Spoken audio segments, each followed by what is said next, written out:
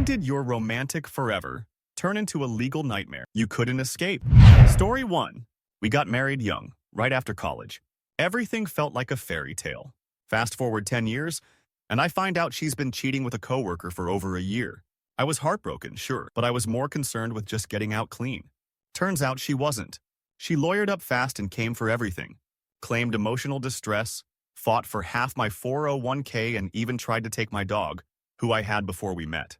Her lawyer painted me as controlling and emotionally abusive, completely flipping the script.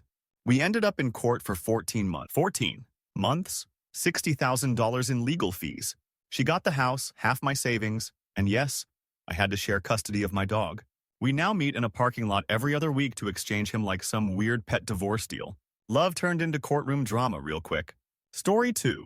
I married him because he was charming, smart, and had a protector energy that made me feel safe. 2 years in, the protector became a warden. He controlled where I went, who I saw, even what I wore. When I finally got the courage to leave, I found out he'd already started the divorce process without telling me and filed in another state where the laws favored him. He drained our joint accounts and left me with credit card debt I didn't even know existed. I had to move back in with my parents and borrow money to get a lawyer. Every time I thought it was over, he'd file a motion for something petty, just to keep me stuck. The worst part? He fought to keep the car we shared even though he had his own, just to make me walk.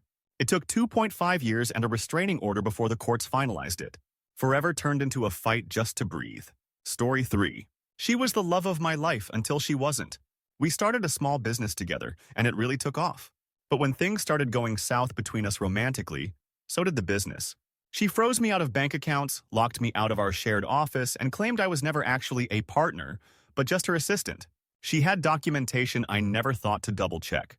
It turns out everything was in her name. I had poured 3 years of sweat, tears, and cash into something that legally didn't even exist for me.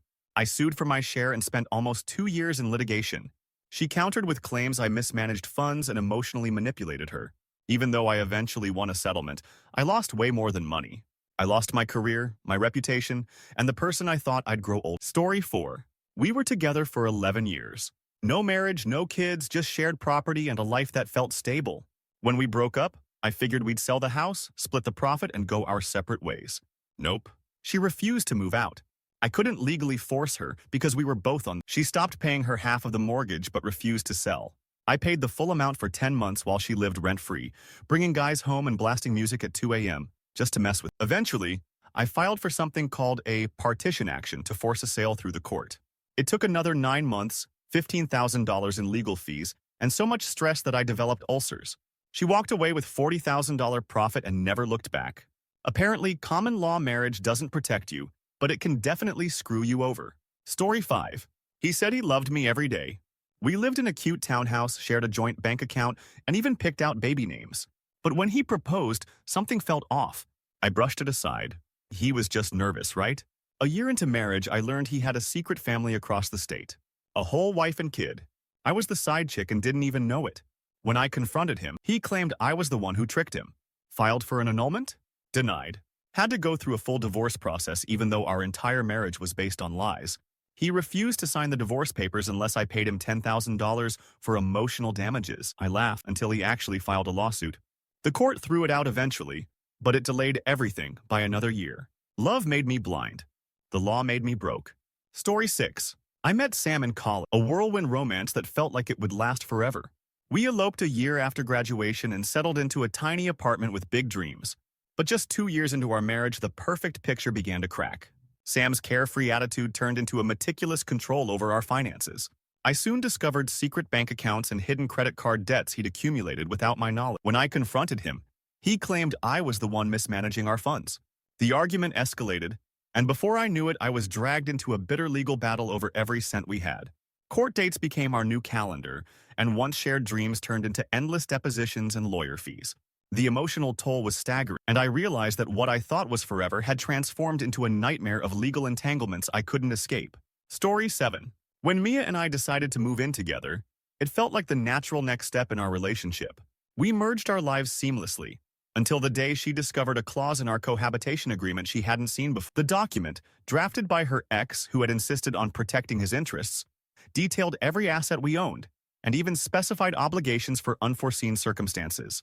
Suddenly, our shared bank accounts, the car, and even the small art collection we cherished were all up for dispute. Mia's reaction was explosive. She accused me of deceit and neglect. As the legal battle unfolded, every moment of our past romance was dissected in court. What started as a loving, trusting relationship morphed into a drawn-out legal nightmare, with endless negotiations, court motions, and a lingering sense of betrayal. It was a bitter lesson that sometimes even love can be entangled in documents and legalities that strip away the magic of forever. Story 8. I never imagined that the romantic fairy tale I built with Alex would end up in a courtroom. We met in a coffee shop and quickly fell into a deep, passionate relationship that seemed immune to the troubles of the real world. We bought a house together, co-signed a car loan, and even planned a future business venture. But after 5 years, cracks began to appear. Alex started to distance himself emotionally, and I noticed discrepancies in our financial statements. When I questioned him, he brushed it off, but my suspicions only grew. Eventually, I uncovered that he had been siphoning money into a secret account. Money meant for our future that he diverted for personal gain. The confrontation turned sour, and instead of heartfelt apologies, I was served with divorce papers and an accusation of financial misconduct. What followed was a protracted legal fight over assets, debt, and even the rights to our shared home office. The battle lasted nearly 2 years, draining not just our savings but also the remnants of trust and love we once had.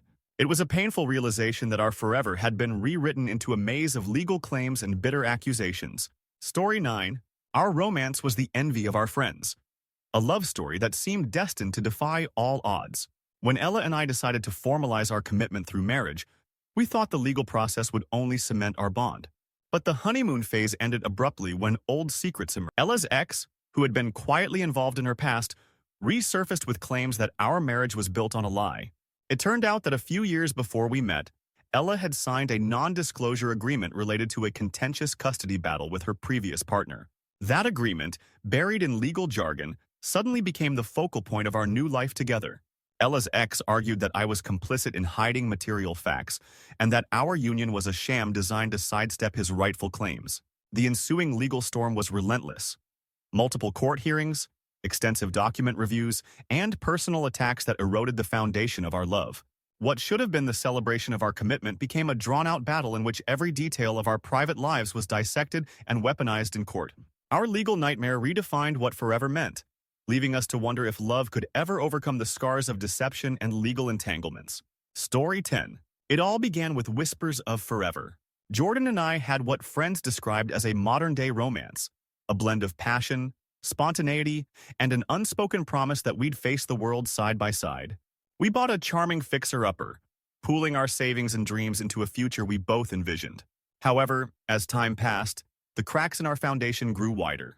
Financial strains and miscommunications led to secrets. I found out that Jordan had secretly invested our joint funds in a risky venture without consulting me. When I confronted him, the conversation escalated, and he suddenly produced a thick legal document claiming sole ownership of most of our assets, citing a loophole in our prenuptial agreement that I had never noticed. What followed was a whirlwind of legal actions, a divorce filing that spiraled into accusations of fraud, breach of trust, and emotional manipulation. Courtrooms replaced our living room talks, and every cherished memory was overshadowed by a battle for financial survival. The legal dispute dragged on for years, draining not just our bank accounts but also the remnants of the love we once celebrated. Forever, it turned out, was not an endless embrace but a contract that could be renegotiated, disputed, and ultimately a legal labyrinth I couldn't escape. Story 11. He was the kind of guy everyone liked, charismatic, well-spoken, ambitious. We met at a networking event, started dating soon after, and within a year, we were married. He convinced me to leave my job to help him run his new startup. I was doing everything: marketing, client calls, bookkeeping, while he handled the big picture. 6 months later, I found out he'd registered the business in only his name. I wasn't a co-owner, I was an unpaid assistant. I asked him why, and he brushed it off with some gaslighting about how I wasn't ready for that kind of responsibility. When I tried to walk away, he sued me for breach of a verbal contract, claiming I promised to stick with the business through the first 5 years. He also filed an emergency injunction to prevent me from starting a competing company. I didn't even want to compete. I just wanted out. After a year in court and $22,000 in legal fees, a judge dismissed most of his nonsense, but the emotional damage was brutal. I went from building a life with someone to fighting like enemies in court. I still flinch when I hear the startup's name. Story 12. We had a courthouse wedding. No fuss, just love.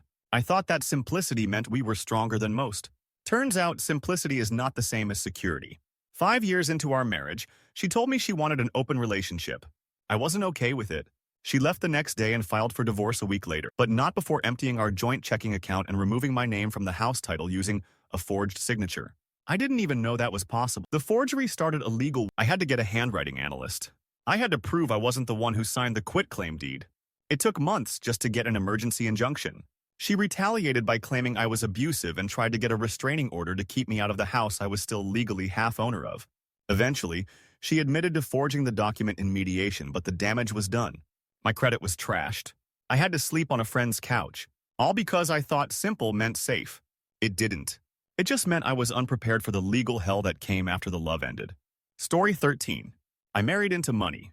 Not billionaire-level wealth, but her family had generational assets and enough lawyers on retainer to choke a horse.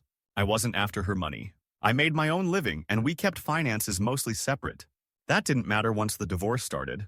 She filed after 6 years of marriage.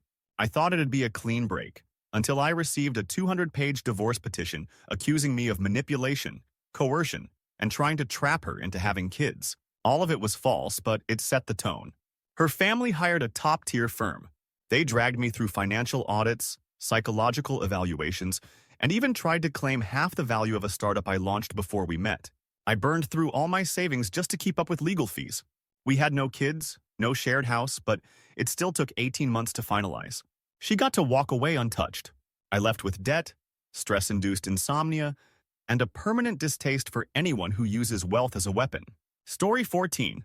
She was my high school sweetheart. We got married at 21, too young to know what forever meant, but too in love to care. We grew up together, bought a house, had a daughter. Things were good, until they weren't. She started pulling away. Wouldn't say why. I later found out she'd fallen for someone she met at work, and she wanted out. I was crushed but willing to split peacefully. That's not what she wanted. She wanted custody, full custody. She painted me as unstable, dug up texts from years ago during a rough patch and twisted them into evidence. She claimed I was erratic, that I yelled too much, and that I was unfit to parent. I had to hire a custody lawyer just to defend my right to see my daughter. The court battle dragged on for 2 years. I missed birthdays, school events, milestones. Eventually, I got joint custody. But by then, I felt like a visitor in my own daughter's life.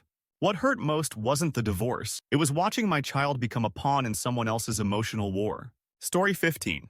Our relationship was built on trust, or so I thought.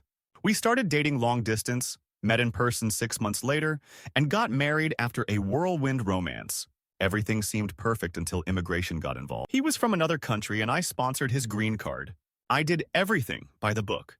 Then, right after his permanent residency came through, he changed. He became distant, dismissive, and then outright hostile. He told me he never loved and that he just needed a way to stay in the U.S. I was devastated. I tried to report the fraud, but USCIS told me there wasn't enough evidence unless he committed a crime. Meanwhile, he filed for divorce and demanded alimony, claiming I promised to support him. He even tried to use our text messages as proof of financial dependency. The case dragged for nearly 2 years. I felt betrayed, humiliated, and trapped in a legal process I never saw coming. I eventually got out. But I'll never forget how my dream of a forever love turned into a legal transaction I was forced to bankrupt. Story 16. He was my college sweetheart. I was the quiet bookworm, and he was the charismatic guy who could make anyone laugh.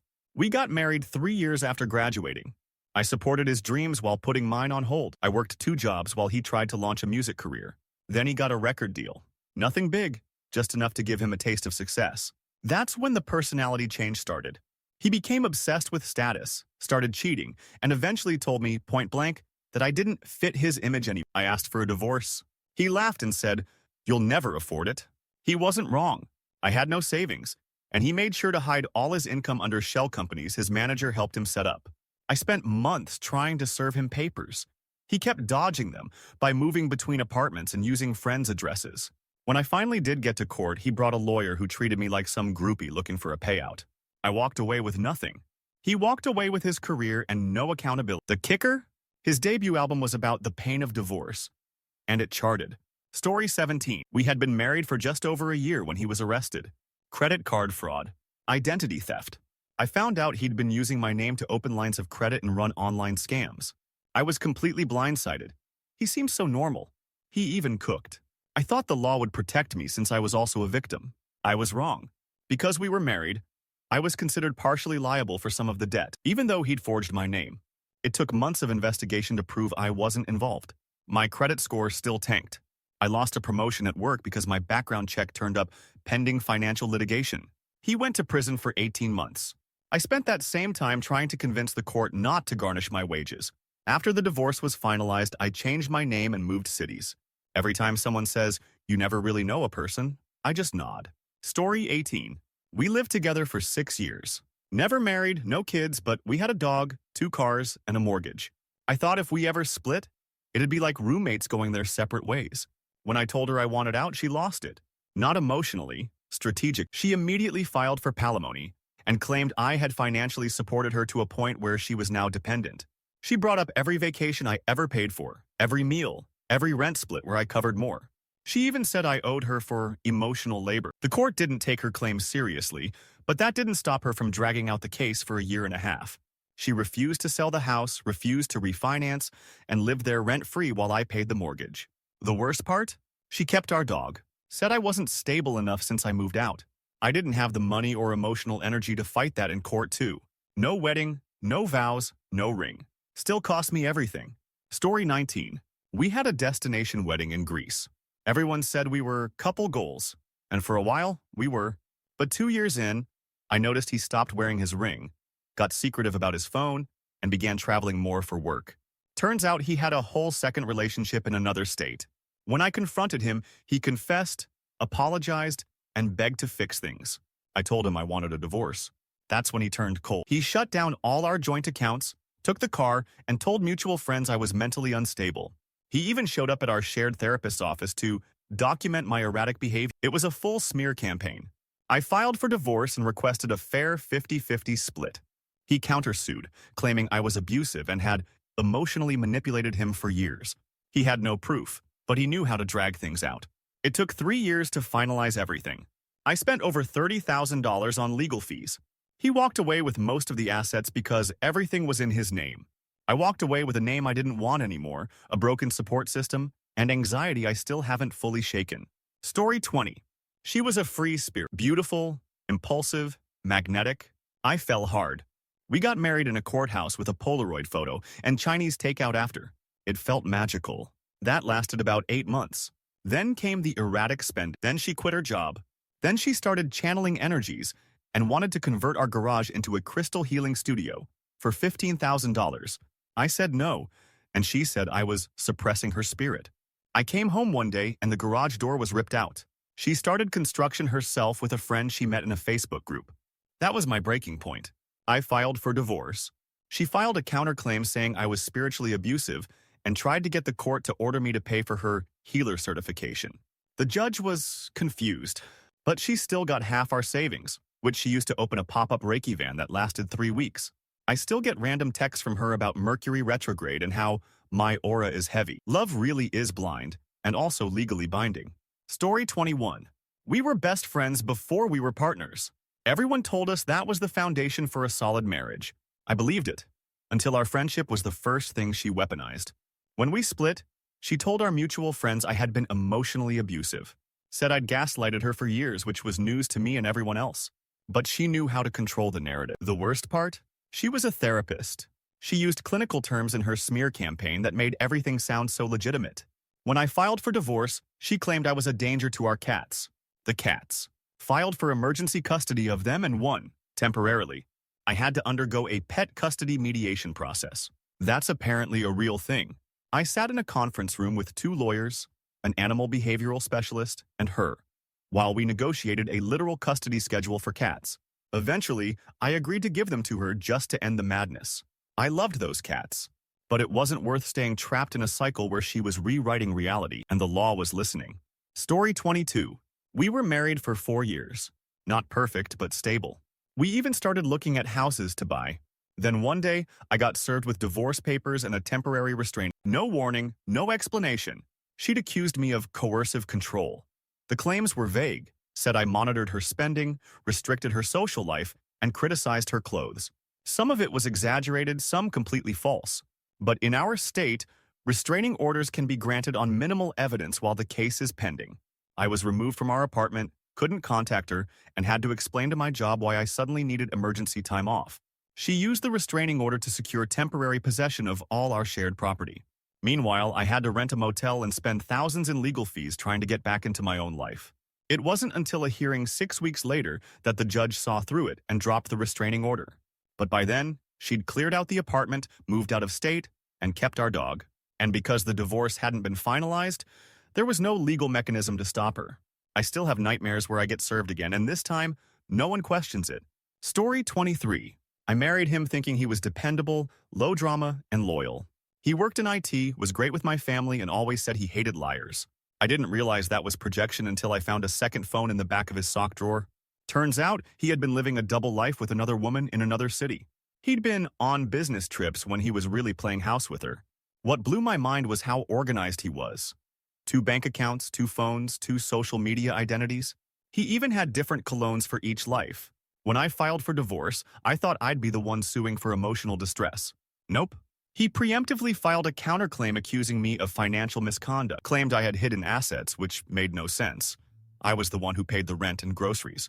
He lawyered up fast and dragged out discovery. He flooded the court with motions. Every delay cost me more. Eventually, I had to settle just to stop bleeding money. The kicker? His other girlfriend dumped him when she found out. So now he's single, broke, and posting vague quotes on Facebook about fake people. I'm free. But at what cost? Story 24. We weren't even married yet. Engaged for 6 months. I just moved into her condo, paid part of the down payment, and helped renovate the kitchen. I thought we were building a life. Then her ex came back into the picture, and everything changed overnight. She called off the wedding but said she still wanted to be friends. Cool. Until she filed an unlawful detainer notice to kick me out of the condo. She said I was no longer a tenant and had 30 days to leave. I tried to fight it. But guess what? My name wasn't on the deed.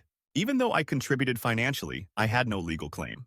Not only did I have to move out, I had to sue her separately just to try and recoup renovation costs.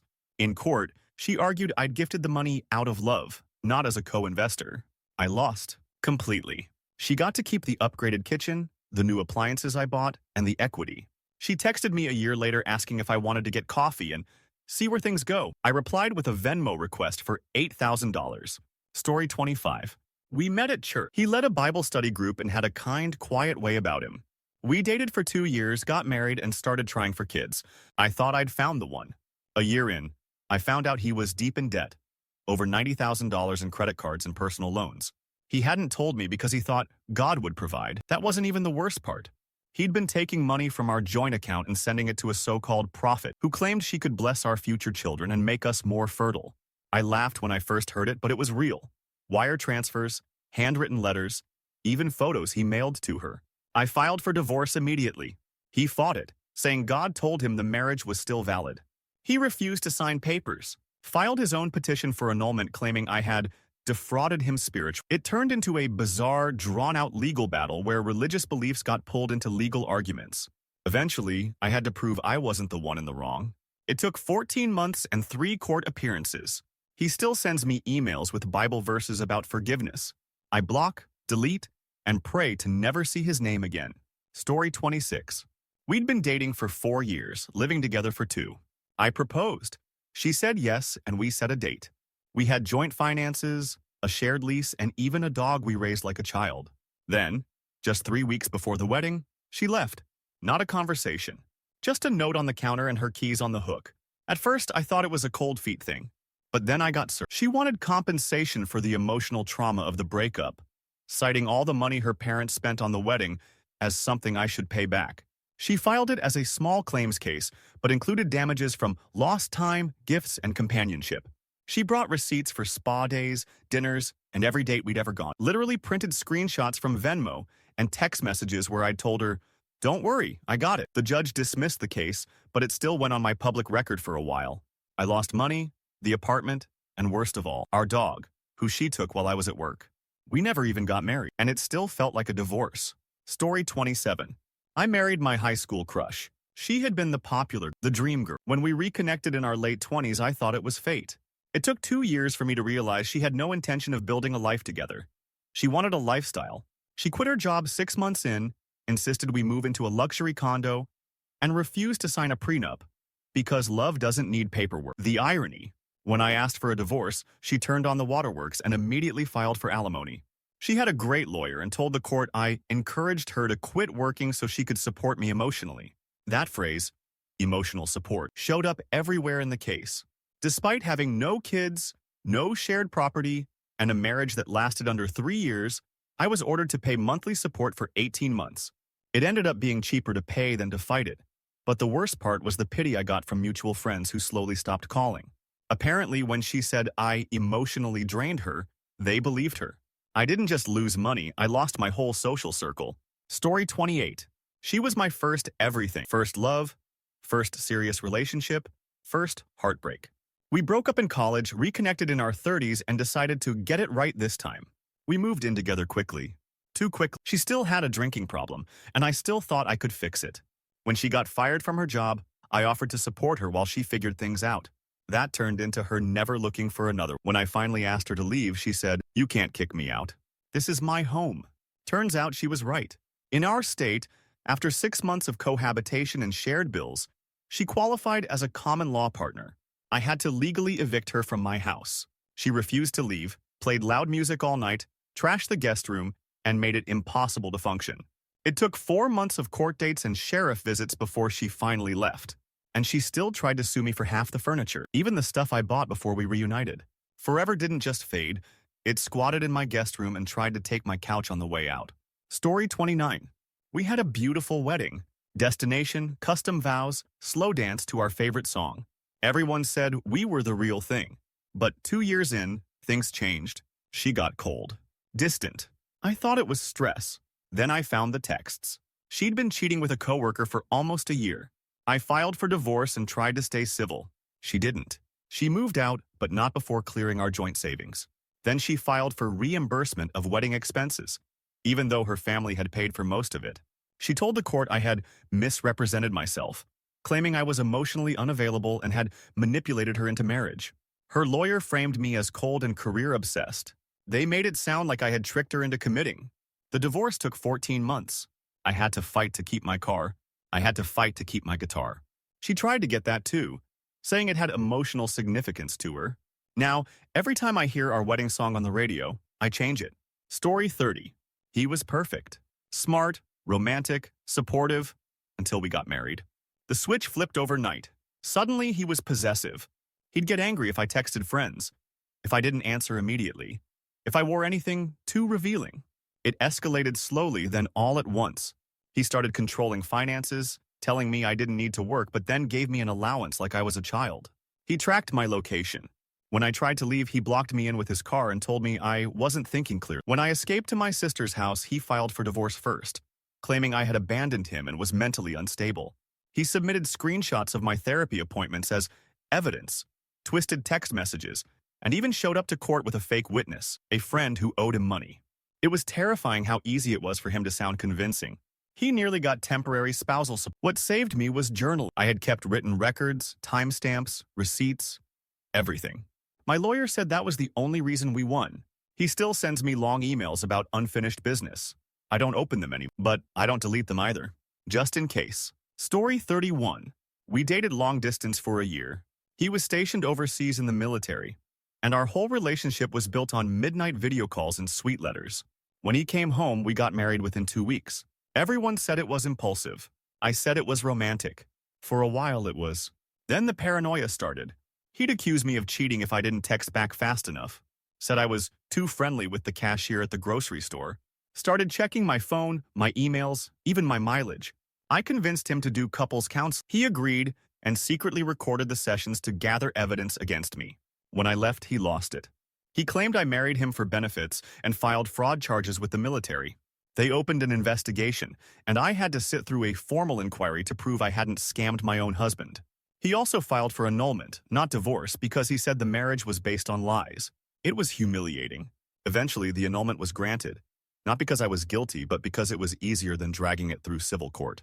His last message to me said, "I hope someday someone loves you the way you made me suffer. If that's love, I'm good." Story 32.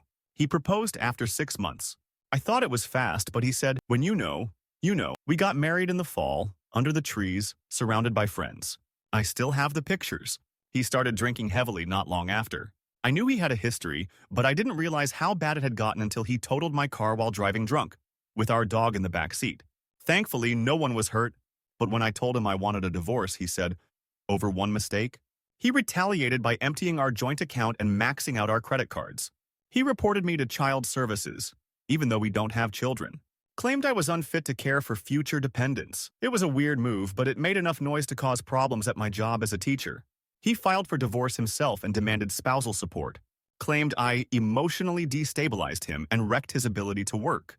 He was unemployed the whole marriage. I spent a year in court, $17,000 in legal fees, and came out with a restraining order and a deep distrust for anyone who moves too fast. Story 33. We got married in a courthouse on a Tuesday. No family, no friends, just us. It felt like a secret pact. We were both artists, broke but passionate, and convinced the world didn't understand our love. Turns out the world understood something I didn't. He was unstable. He'd get into manic episodes, spend hundreds on art supplies, then not pay rent. When I tried to talk to him about budgeting, he accused me of stifling his expression. It got worse when I started selling more art than he did. He said I betrayed the creative balance and locked me out of our shared studio. Then he changed the locks on our apartment. I tried to dissolve the marriage quietly, but he insisted we do a spiritual divorce ceremony first, which involved burning my clothes. No joke. I left that night and filed papers. He refused to sign them for almost a year. He'd show up at galleries where I was exhibiting and claim he had done the work, filed copyright claims against me. The court dismissed them, but it made me scared to create again. Marriage didn't end my passion, but it sure bruised the hell out of it. Story 34. We were together for 15 years, married for 11, built a life together, raised 3 kids, started a small business. I thought we were solid. Then one night, she told me she'd never actually loved me, that she'd just stayed out of comfort and duty. I was crushed, but I agreed to a divorce. I wanted it to be respectful. She did not.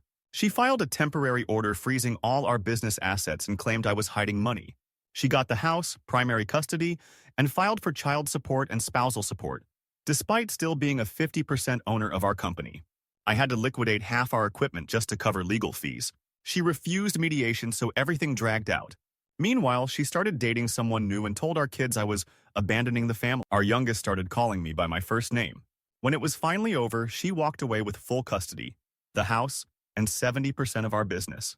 I got visitation and a mountain of paper. I used to think divorce was something that happened when people stopped loving each other. Turns out, it's what happens when love turns into leverage. Story 35. He was sweet, soft-spoken, and kind to animals. I met him volunteering at a shelter. He loved poetry, made handmade gifts, and told me I was his mirror. We were married within a year. It started small. He didn't like me going out without him. Then it was passwords. Then it was GPS tracking. I found a hidden camera in the bedroom clock. I planned my exit carefully. Talked to a domestic violence counselor, built a paper trail, got a lawyer. When I filed, he seemed calm. I thought maybe it would be okay.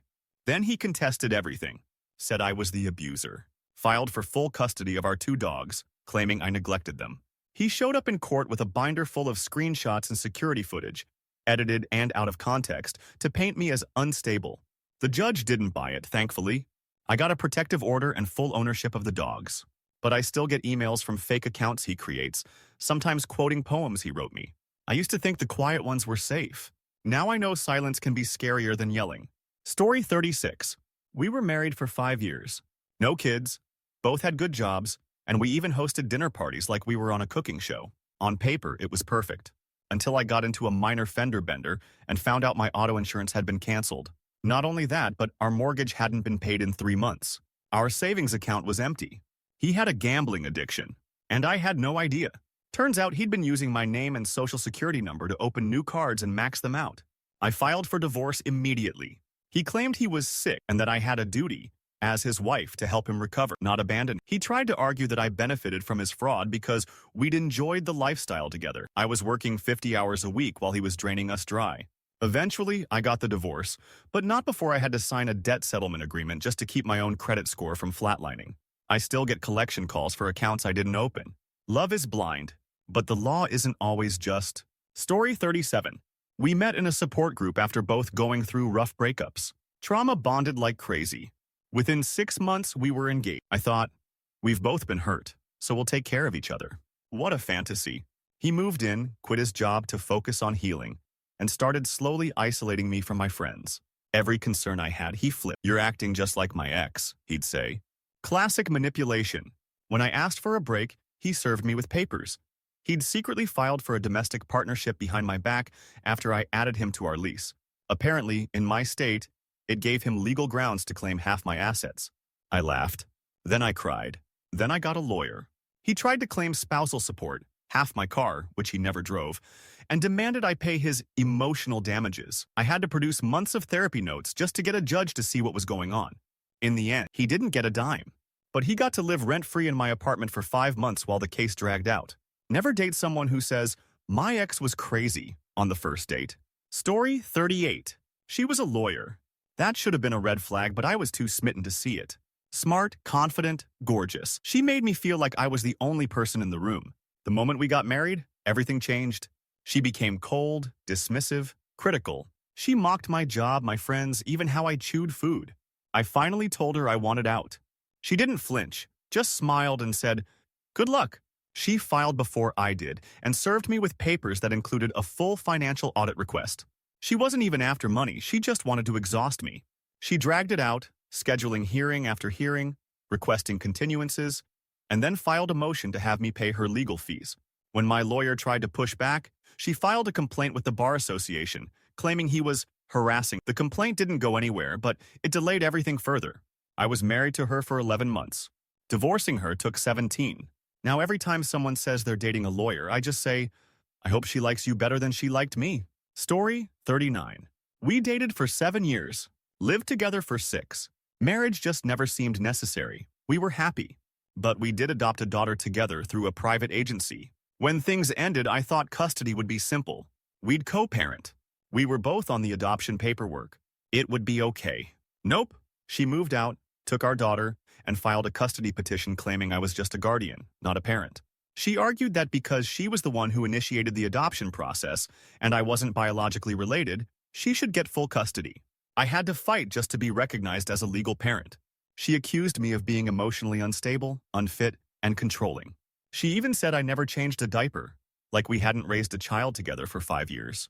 I cried in court more times than I care to admit, but I kept fighting. Eventually, the judge ruled in my favor for 50-50 custody. We still exchange our daughter every other week in silence. The woman I once planned to grow old with now glares at me like a stranger. Story 40. He was a wedding photographer. We met at someone else's reception, danced once, and the rest was history.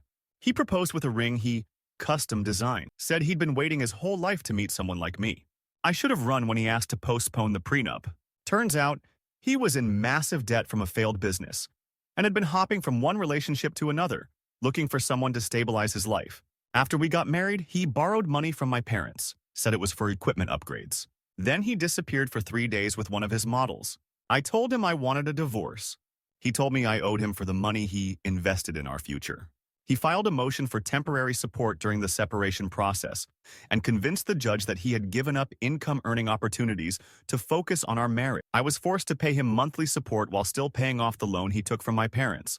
He now runs a cheesy destination wedding service in Tulum and DM'd me last week asking if I could remove the negativity between us. I didn't reply. I just forwarded it to my lawyer, out of habit.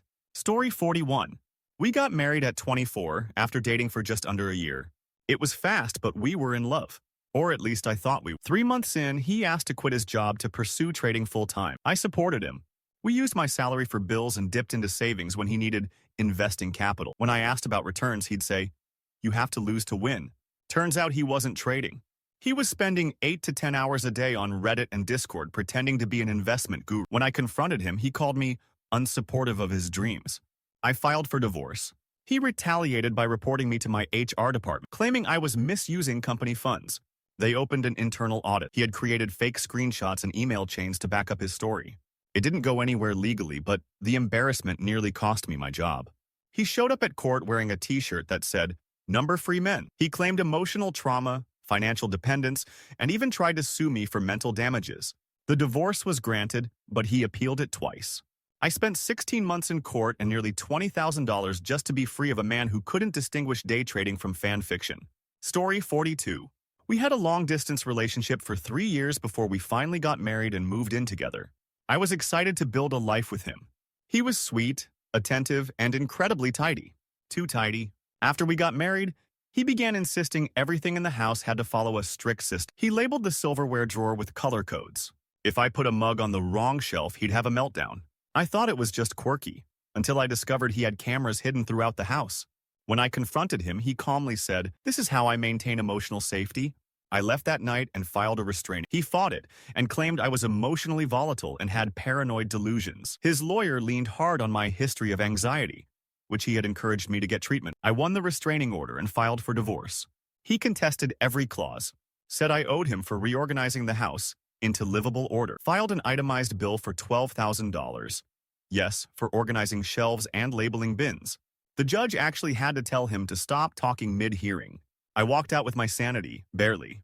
I still double-check for cameras in every hotel room. Story 43. We were married for 3 years and had a baby girl. When we split, I thought custody would be 50-50. I was wrong. She moved states with our daughter without telling me, then filed for emergency full custody in her new jurisdiction. I had to file a counter motion in my home state to even get a hearing. She told the court I was neglectful, unfit, and barely involved in parenting. She presented carefully selected texts and photos that made me look distant, like I was some weekend dad who only showed up for birthday parties.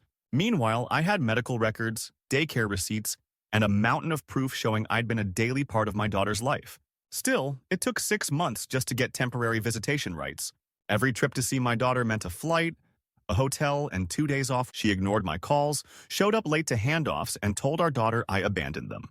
It's been 2 years. I finally have joint custody, but my daughter doesn't look at me the same. I see the confusion in her eyes, like she's still trying to figure out why I ever left. I didn't. I was pushed out and had to fight my way back in. Story 44. I met her in my yoga class. She was free-spirited, funny, and talked about chakras and energy in a way that felt kind of magical. We got married in a forest ceremony barefoot, with hand-fasting ribbons and homemade vows. The honeymoon lasted exactly 2 months. Then she told me she was called to wander and wanted to travel solo for a while. She left me with rent, bills, and a car payment we'd agreed to split.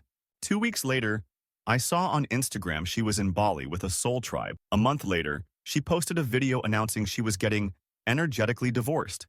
Problem is, spiritual ceremonies don't hold up in court. I filed officially. She refused to sign the papers, saying she didn't believe in state-controlled separation. Then she sent the judge a handwritten letter explaining that love was eternal and contracts were illusions.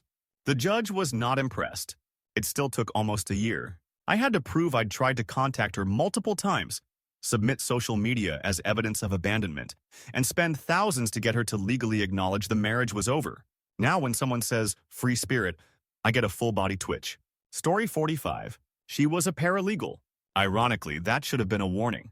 She knew every loophole, every delay tactic, every way to bleed someone out legally without drawing blood. When we got divorced, we had no kids, no shared business, just a house and 2 cars. I thought we'd sell everything and move on. She stalled for 2 years, filed motion after motion, challenged every appraisal, requested continuances, switched lawyers 5 times, and even filed a motion to recuse the judge, just to buy more time. She didn't want more money. She just wanted me to suffer. I ended up paying $42,000 in legal fees for a house we could have just sold in 6 weeks. When the sale finally went through, she demanded 70% because she claimed I emotionally devalued the home during the process. The judge gave her 55%. She left smiling, turned, and said, "Don't date lawyers, huh? Point taken."